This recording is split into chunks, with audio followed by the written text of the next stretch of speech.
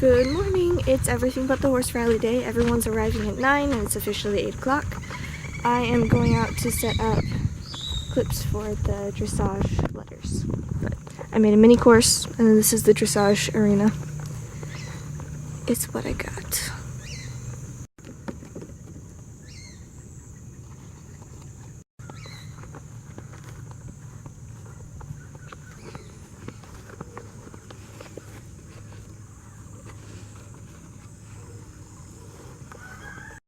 Good morning. Good morning.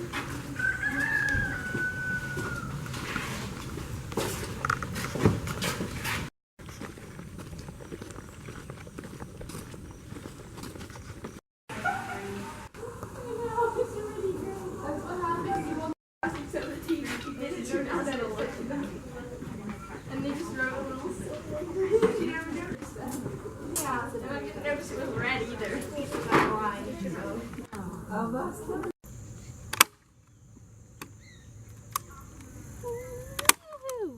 Yeah.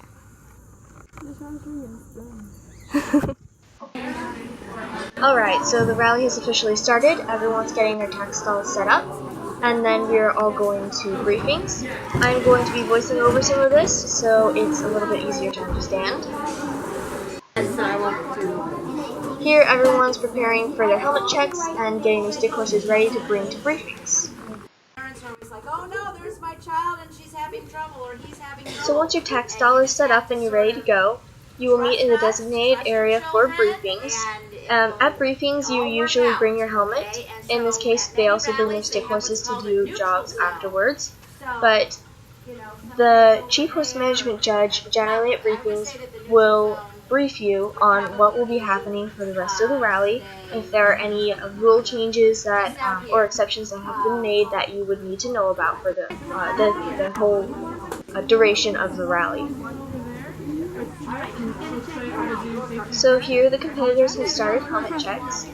This competitor's helmet is a little bit loose, and so the examiner would like to see a bit more of movement of her eyebrows when she pulls the helmet up and down. If the helmet is too loose, they will either ask you to pat it. If it cannot be helped on site, they will actually not allow you to ride. Might have to take it and look at the inside of the helmet and make sure it's got all those little ASTM tags. So when I'm checking it to fit her, I want to make sure it's not too rocky on the sides. These little pieces should be kind of up under her earlobes. So like yours down here would be up here. Yours are a little bit low too, and that just keeps the helmet from sliding off the side of your head. And when we tip it back and forth, we want the eyebrows to move. See how her eyebrows kind of move? So hers isn't too bad. She needs some harness adjustment on here. This we want to be not so snug that it's strangling. This is actually pretty good. I can't get it out from under her chin, so that's not terrible. It could be a little bit tighter.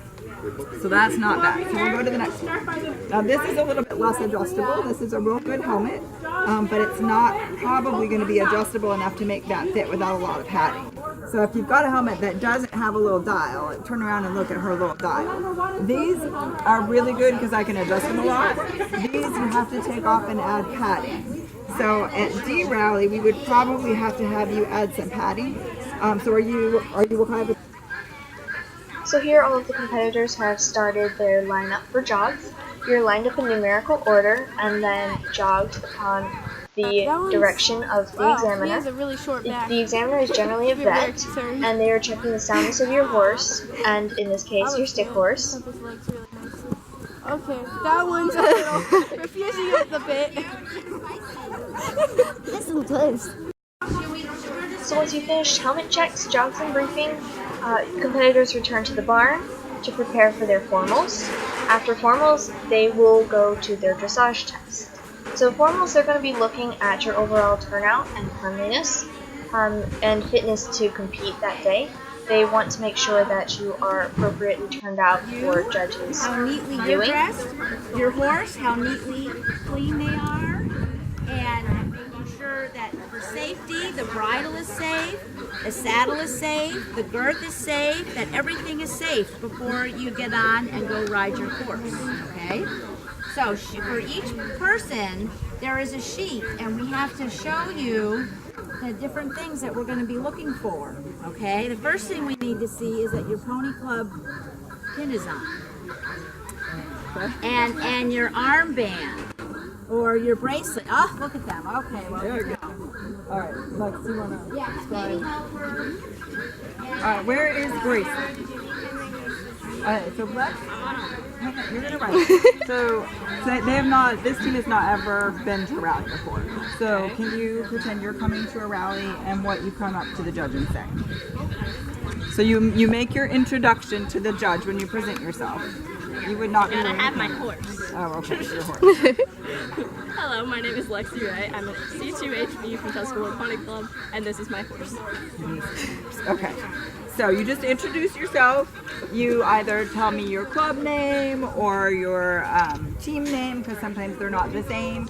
And you can tell me your pony's name too, if your pony has a name. So where is Graceland? All right, Graceland, you're up. Hello, my name is Grace Marsh, and I'm a junior member of the Wakaiwa Disney Pony Club, and this is my horse. Your horse is lovely, impeccably groomed. So on a white pony, we will probably give this white pony exceed standards because we are immaculate, and the mane is just stunning. So we will always do a safety check. So we have just check the helmets, but they're always going to recheck your helmet because sometimes the helmet check was the night before. So we'll always incorporate the safety check. We're going to check how you're dressed. So she has her pony club pin. She has her name tag, which is excellent. Are you wearing a belt?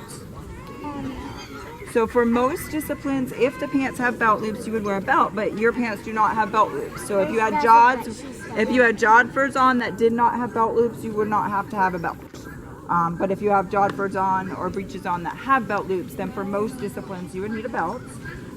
You have very nicely cleaned paddock boots. Now, most rallies, you're going to have someone, a stable manager, coming with you, and they'll usually have like baby wipes or a little bit of a cloth, and they'll just dust your boots off as you present so that you don't get mud or sand on your boots. All right, and you have your medical armband. Does everybody know what the medical armbands are? It looks like most of you have the, yep, so we have the two different types, and either one are fine. So you're both good with those. You wouldn't be allowed to have any other bracelets other than your armband. And for safety, you're not allowed to have any necklaces. So you'd want to make sure you took those off. Earrings are fine if they're studs or posts, but you can't have anything dangly. So she's got earrings in. Those are perfectly fine. Those are safe. They're not going to get caught anything. You always want to have some sort of pony club footwear on. So paddock boots are fine. These kind of country boots are fine. Like rubber boots, as long as they come up and have a little bit of a heel, those are fine. So the only thing I would fix would be the sneakers. But you look fabulous that you brought. So first and foremost, our biggest concerns are safety. Safety. So mostly we're worried about safety. Many kids don't have super expensive saddles, so we're not looking at brand names. We're looking to make sure that it's safe and that it's well cared for, that you have done the best of your ability for your rating level to make sure that you've presented that saddle as well conditioned and as clean as you can. I've got stress points, especially on your billets. We're also going to check conditioning. The level of conditioning and care starts from just it should be clean. To, it has to be cleaned and impeccably conditioned. And what the expectations are appropriate for the level. So this, I think, is a reasonably clean saddle. This does look like it did get clean probably last night. It's got a little mark here, which I don't know that this would clean out. I think that might just be a scuff. And scuffs are okay, as long as, if you've got a scuff mark, I said some of these saddles are 30, 40 years old, they're going to have scuff marks. They're going to show that they've been around the ring a few times. As long as you've cleaned it and you put some conditioner and you've tried to minimize its appearance, as best you can, that's fine. But yeah, this one, so even for a D, simple things like dust, see how the back leg blocking, kind of make sure everybody can see because I'm only going to do one side. See how there's a fair bit of barn dust on this leg block? So it looks like they cleaned the outside. Can you see that? You see kind of where it's really dusty. So even for an unrated or a D, we'd want you to at least make sure that, and here you've got it up here too. You'd really want to make sure that at least you do a surface cleaning so that there's no real obvious dust. So once you've finished with your formals, you proceed straight to your dressage test. You bring your horse and you introduce yourself to the judge first, and then you start your test.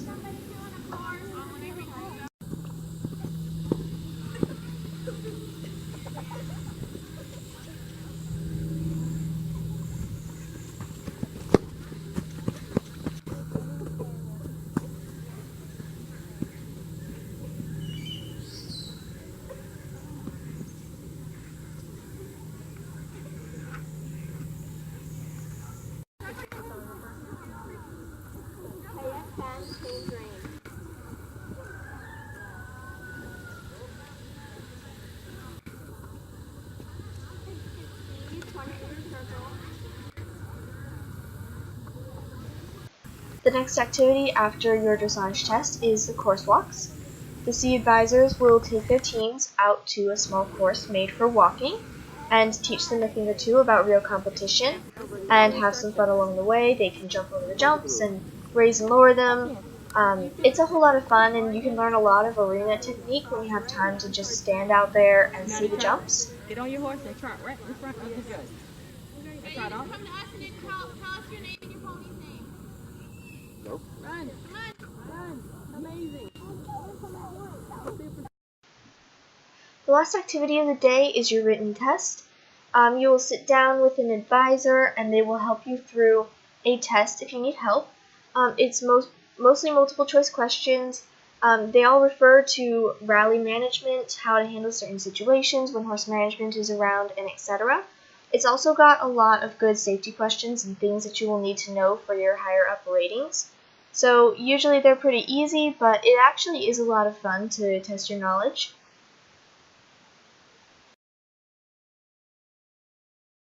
Who wants a chicken sandwich? Who wants a hot dog? And who wants...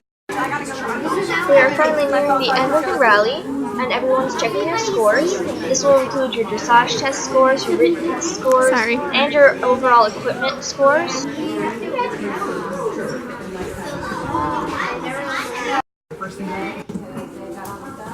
As soon as everyone has viewed their scores and their stable manager has officially signed off, horse management will clear you to clear out your tack stall and get most of your equipment back into the car so you can start getting ready to go. As soon as you're finished with all of your equipment and it's put back where it belongs, you congregate around for official rally closing and awards. At this point, parents are usually cleared to assist the competitors at the end of the rally to help carry out heavy equipment and things that the kids might not be able to carry themselves.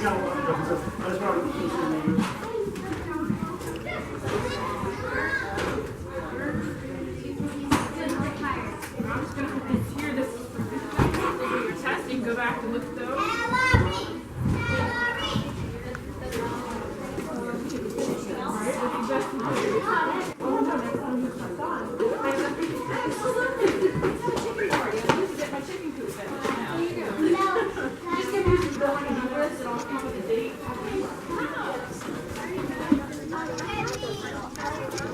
Today, I'm so proud to see some really neat and organized tack rooms.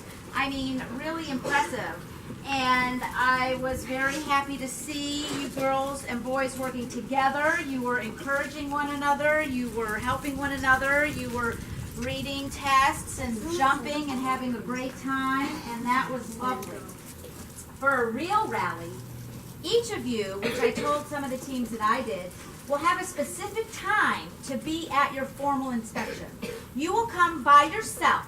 Today you came as a team.